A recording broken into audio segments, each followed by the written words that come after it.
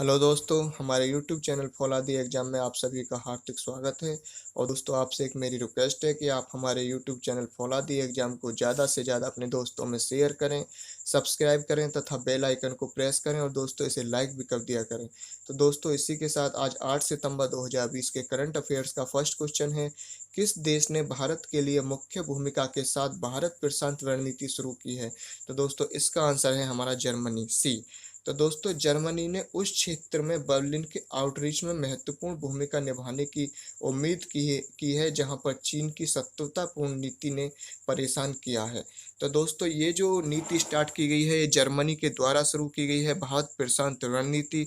और मैं यहाँ आपको जर्मनी के बारे में बता दूं तो जर्मनी की कैपिटल है बर्लिन और इसके जो चांसलर हैं प्रेजेंट में वो हैं एंजेला मार्केल। और दोस्तों, यहाँ के जो प्रेसिडेंट हैं वो हैं फ्रैंक वाल्टर स्टेनमियर। तो और दोस्तों, इसकी करेंसी क्या है जर्मनी की? तो जर्मनी की करेंसी है यूरो। तो दोस्तों, इस क्वेश्चन को ध्यान रखना कि भारत प्रशांत रणनीति किस देश के साथ शुरू की गई है? तो ये भारत प्रशांत रणनीति जर्मनी के साथ शुरू की गई है। और जर्मनी के आपको जर्मनी के बारे में बता दिया गया है। कई बार पूछ लिया जाता है कि एग्जाम में जर्मनी की चांसलर कौन है? तो चांसलर एंजेला मार्केल हैं। ये बहुत ही इंपॉर्टेंट क्वेश्चन है। और दोस्तों, इसकी कैपिटल बर्लिन है और करेंसी यूरो है। इसी के साथ हमारा नेक्स्ट सेकंड नंबर का क्वेश्चन है। एक भारत श्रेष्ठ भारत के हाल के घटनाक्रमों के संबंध में निम्नलिखित कथनों पर विचार करें। तो दोस्तों, इसके सारे कथन सही हैं ये तीनों। फर्स्ट क्वेश्चन है, ये है हमारा कथन, मणिपुर और मध्य प्रदेश को कला और संस्कृति, शिक्षा, साहित्य और एक दूसरे की परंपराओं को समझने के लिए विभिन्न गतिविधियों के लिए रखा गया है। और सेकंड है, युवा एक भारत श्रेष्ठ भारत शिविर इम्फाल में आयोजित किया गया था जहां मध्य प्रदेश के 50 युवाओं ने भाग लिया और 15 दिन तक मणिपुर की खोजबीन की। और ये भी सही है। और थर्ड हमारा तीसरा कथन है, गुजरात छत्तीसगढ़ के लोग एक दूसरे की परंपराओं को समझने के लिए गतिविधियों में शामिल हैं। तो दोस्तों, इसके जो ये दिए गए हैं हमारे ऑल राइट्स, मतलब ये सारे कथन सही हैं। इसमें अगर आपको आंसर मिलेगा तो इसमें आएगा उपयुक्त सही, मतलब तीनों कथन इसके सही हैं। तो दोस्तों, इसी के साथ हमारा थर्ड का नेक्स्ट क्वेश्चन है कि हाल ही में किस संगठन ने विश्वविद्यालयों के लिए the green book of green new days launch किया है? तो दोस्तों, इसका आंसर है हमारा सी, संयुक्त राष्ट्र पर्यावरण कार्यक्रम। तो संयुक्त राष्ट्र पर्यावरण कार्यक्रम के द्वारा विश्वविद्यालयों के लिए the green book of green nudges launch किया गया है, ग्रीन नजेज। तो दोस्तों, इस संयुक्त राष्ट्र पर्यावरण कार्यक्रम ने इस कार्यक्रम को यूएनईपी ने, मतलब यूनाइटेड नेशन एनवायरनमेंट प्रोग्राम ने the green book of green nudges launch किया है, जिसका उद्देश्य दुनिया भर के लगभग 200 मिलियन छात्रों को पर्यावरण के अनुकूल आदतों और हरियाली जीवन शैली अपनाने को प्रेरित किया गया है। अब मैं आपको यूएनईपी के बारे में बता दूं, इसकी फुल फॉर्म है यूनाइटेड नेशन एनवायरनमेंट प्रोग्राम। और इसकी स्थापना कब हुई थी? तो इसकी स्थापना हुई थी 1972 में। इसका हेडक्वार्टर कहाँ पर है? तो इसका हेडक्वार्टर है दोस्तों नैरोबी, केन्या में। तो इसी के साथ हमारा नेक्स्ट फोर्थ नंबर का क्वेश्चन है, नए खुले अंतर्देशीय नदी प्रोटोकॉल मार्ग का संचालन बांग्लादेश और डैश के बीच में आएगा, किसके बीच शुरू हुआ है? तो इसका आंसर है त्रिपुरा। तो ये नया अंतर्देशीय नदी प्रोटोकॉल मार्ग जो स्टार्ट किया गया है बांग्लादेश और त्रिपुरा के बीच में स्टार्ट किया गया है। तो इस अंतर्देशीय मार्ग को बांग्लादेश में दाऊदकंडी और त्रिपुरा में सोनमपुरा के बीच चालू किया गया है।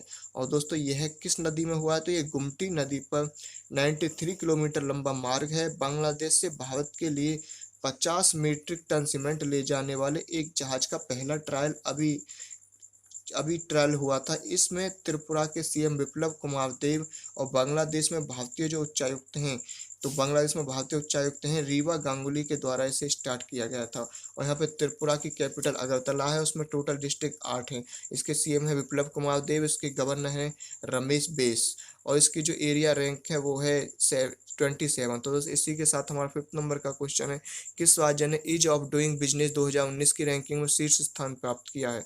तो दोस्तों, इसका आंसर है हमारा बी।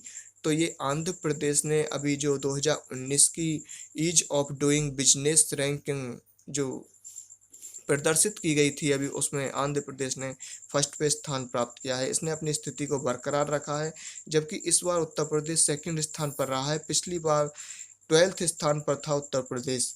और यह राज्यों और केंद्र शासित प्रदेशों की रैंकिंग ने मेक इन इंडिया पहल के तहत वार्षिक business reforms action plan BRAP के अंकों के आधार पर की जाती है। और यह रैंकिंग जो है ये वर्ल्ड बैंक द्वारा प्रदर्शित की जाती है। दोस्तों मैं आपको आंध्र प्रदेश के बारे में बता दूं, इसकी कैपिटल है हैदराबाद और प्रस्तावित कैपिटल है अमरावती।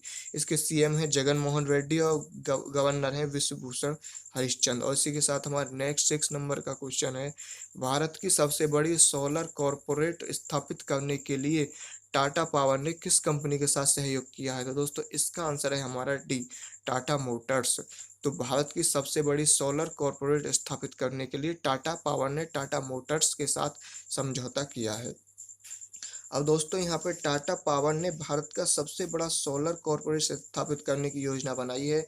तो इसे बिजली की जो खरीदारी की जरूरत पड़ी तो उसने टाटा मोटर्स के साथ हस्ताक्षर कर लिए हैं।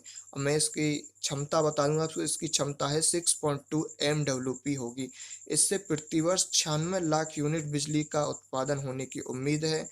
और दोस्तों इस परियोजना से अपने जीवन काल में 1.6 लाख टन कार्बन कम उत्सर्जन होने की उम्मीद है, ऐसा इन्होंने अनुमान लगाया है जब इन्होंने इस कंपनी को स्टार्ट किया है टाटा मोटर्स ने और टाटा पावर ने। तो दोस्तों इसी के साथ हमारा नेक्स्ट 7 नंबर का क्वेश्चन है, निम्नलिखित में से किस संगठन ने बल्क ड्रग फार्मा पार्क स्थापित करने के लिए CSIR और IICT के साथ एक समझौता ज्ञापन पर हस्ताक्षर किए हैं?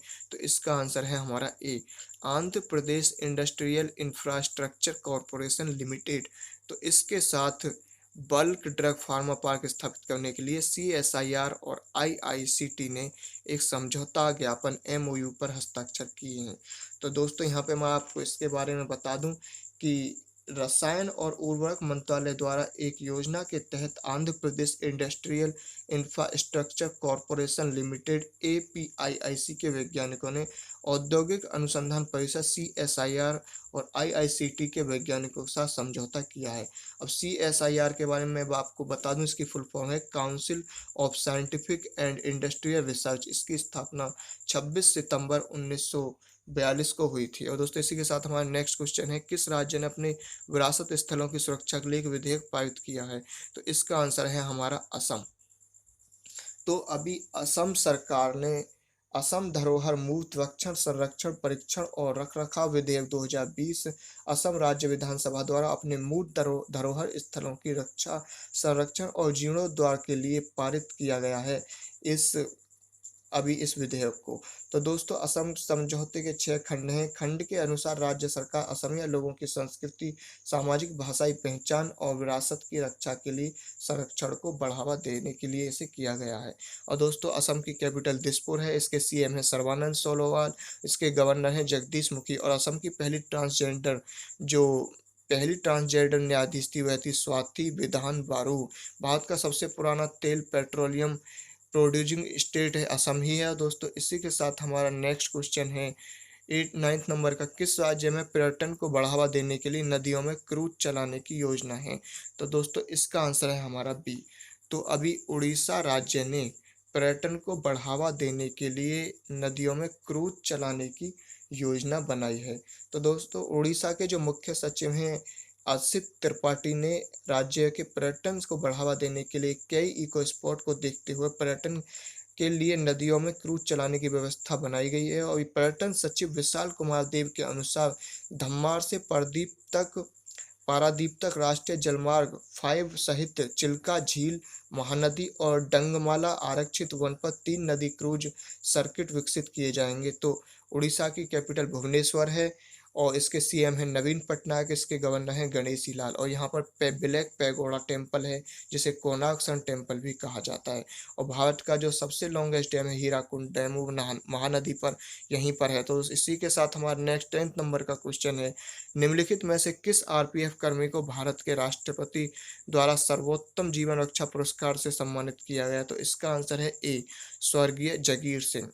तो स्वर्गीय जगीर सिंह को भारत के राष्ट्रपति द्वारा सर्वोत्तम जीवन रक्षा पदक से सम्मानित किया गया है। अब मैं यहाँ आपको स्वर्गीय जगीर सिंह के ये जो थे ये उत्तर रेलवे के एक कांस्टेबल थे और इन्हें क्यों दिया गया यह पुरस्कार? तो उन्होंने अपने जीवन का बलिदान देने के लिए उन्हें अपने जीवन का बलिदान देने के लिए और आदर्श नगर आज़ादपुर रेलवे सेक्शन दिल्ली के पास 4 बच्चों की जान बचाने के लिए इस पुरस्कार से सम्मानित किया गया है। और दोस्तों मैं आपको इसके बारे में बता दूँ, सर्वोत्तम जीवन रक्षक पुरस्कार किसे दिया जाता है? तो ये भारत सरकार द्वारा दिया जाने वाला नागरिक जीवन रक्षक पुरस्कार है। यह सशस्त्र बलों, पुलिस या अग्निशमन सेवाओं के सदस्यों को दिया जाता है। और इसे पहली बार कब दिया गया था? तो इसे पहली बार 30 सितंबर 1961 को दिया गया था। तो दोस्तों इसी के साथ हमारे लास्ट क्वेश्चन था। जैसा कि आपको पता है हमारा डेली 10 क्वेश्चंस का वीडियो अपलोड किया जाता है हमारे चैनल पर। दोस्तों आप हमारे चैनल को ज़्यादा से ज़्यादा शेयर करें, सब्सक्राइब करें, फॉलो तो और दोस्तों तथा बेल आइकन को प्रेस करें। और दोस्तों आप हमें खबरी पर भी फॉलो कर सकते हैं, फौलादी एग्जाम के नाम से। तो दोस्तों इसी के साथ धन्यवाद और आज के लिए इतना ही दोस्तों।